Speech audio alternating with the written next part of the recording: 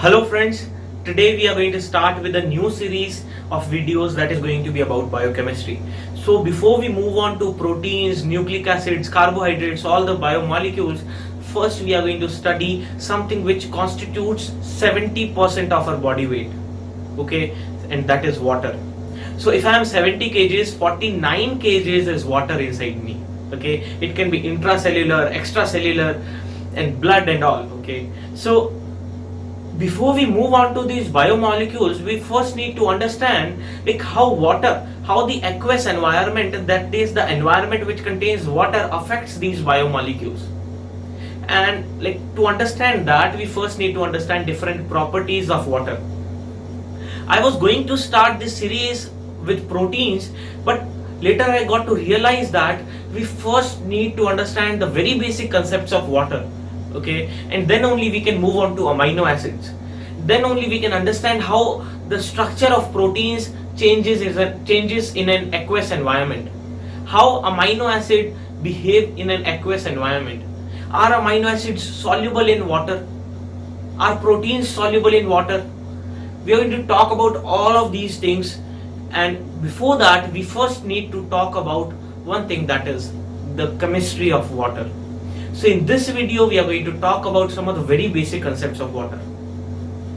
So we know that water is a molecule which has one oxygen and two hydrogen atoms, okay. So it has one oxygen and two hydrogen atoms, and it is not a straight molecule. It is an oxygen molecule in the center, and then there are two covalent bonds with which the hydrogen is connected towards oxygen, and they are a bit bent, okay. They are not straight, they are bent.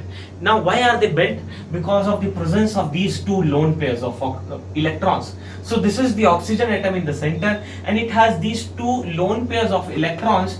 Now they hinder the covalent bonds, and hence these hydrogen bonds are not straight, they are bent. So they are bent at an angle of 104.5. Now if you see, this oxygen is very electronegative. Electronegative means that it has a tendency to attract more and more electrons, okay. So if you see, here we have oxygen, here we have hydrogen, and there is a pair of electron which is being shared between both of these. But because oxygen is very electronegative, oxygen has a tendency to attract electrons. What it does is, these electrons which are present in the bond, these electrons which are being shared are attracted towards oxygen. In the same way on the other side, so these electrons which are being shared are attracted towards oxygen.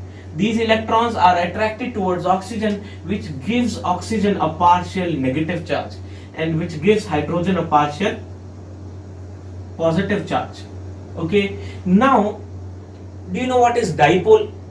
Dipole is when two opposite charges are separated by a distance. That structure is known as dipole, okay. So here if you see, there is formation of dipole. We have a negative charge here, here we have a positive charge, so there is formation of the dipole, and it is quantified. The dipole is quantified with the help of dipole moment, okay.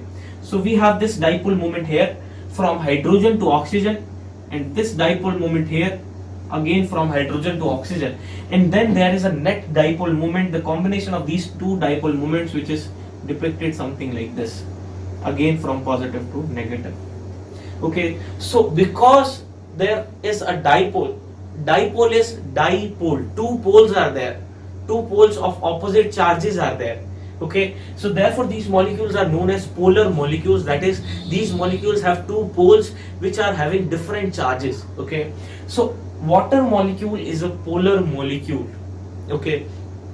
Now if you see here, there are hundreds of, or I would say trillions of water molecules present together, and now all of these water molecules have the same thing, this partial negative charge, partial positive, partial positive, partial negative charge, partial positive, partial positive.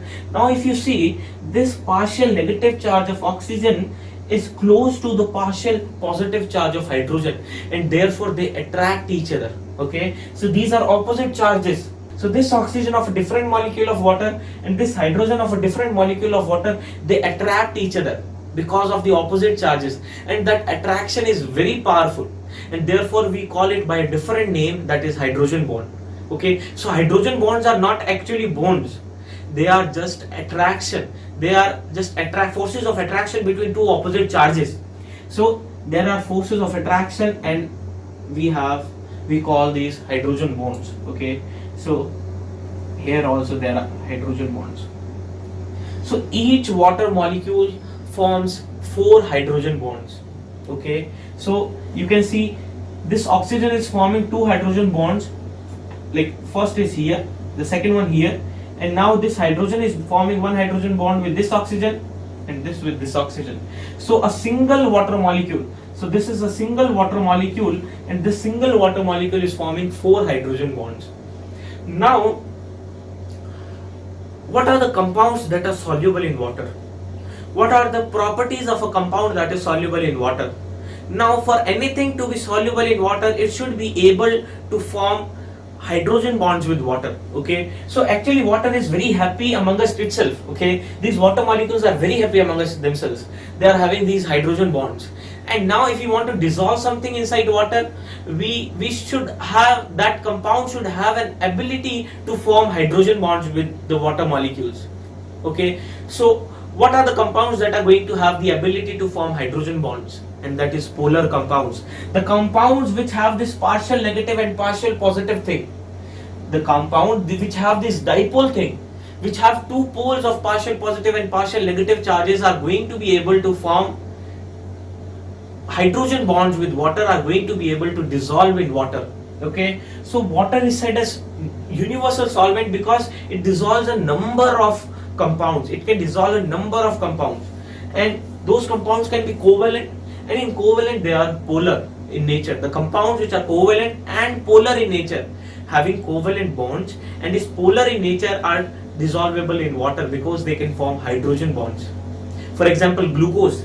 So glucose is a covalent compound, and it has 6 oxygen atoms, and all of those oxygen atoms are electronegative. Okay, and which means that they are having a polarity, they are having a partial negative charge, and hence they are going to form hydrogen bonds with these hydrogen atoms which are present in the water. Okay, so therefore glucose is soluble in water. On the other hand, take CO2. Okay, take CO2. Although it contains oxygen, but the dipole moment, which is from positive to negative, so this is partially negative charge, this is also partially negative charge, these dipole moments, they cancel out each other because they are in the opposite direction. They cancel out each other, and hence this entire molecule is not polar anymore. Okay, there are no 2 different poles of partial positive and partial negative charge, and hence CO2 is not soluble in water, or is sparingly soluble or very less soluble in water. On the other hand, take oils, fats.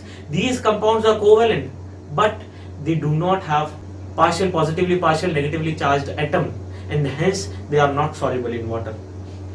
Let us talk about ionic compounds.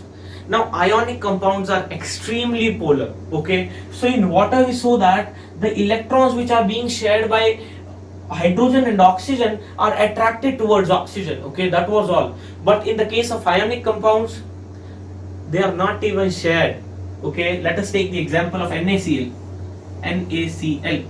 So if you see this Na, this sodium, it donates an electron to the chlorine.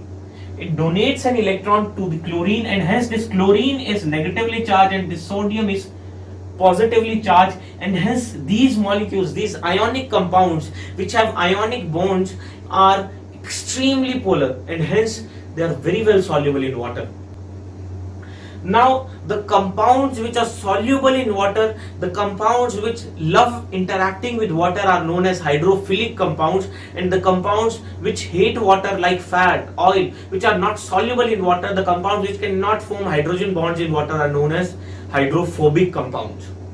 Now still there are certain compounds which have both of these natures, which are on one hand hydrophobic and on the other hand hydrophilic.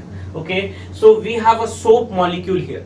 So this is the structure of a soap molecule, and if you see this region we have the presence of oxygen, and hence this negative charge because of the highly electronegative nature of the oxygen, and hence this region is polar, but the other part of the entire molecule is non-polar. It is covalent, but it is non-polar. It does not have any such molecule with high electronegativity, which can cause the formation of poles, which can form the formation of dipoles. And hence, this entire molecule has two regions, one polar region and another non-polar region.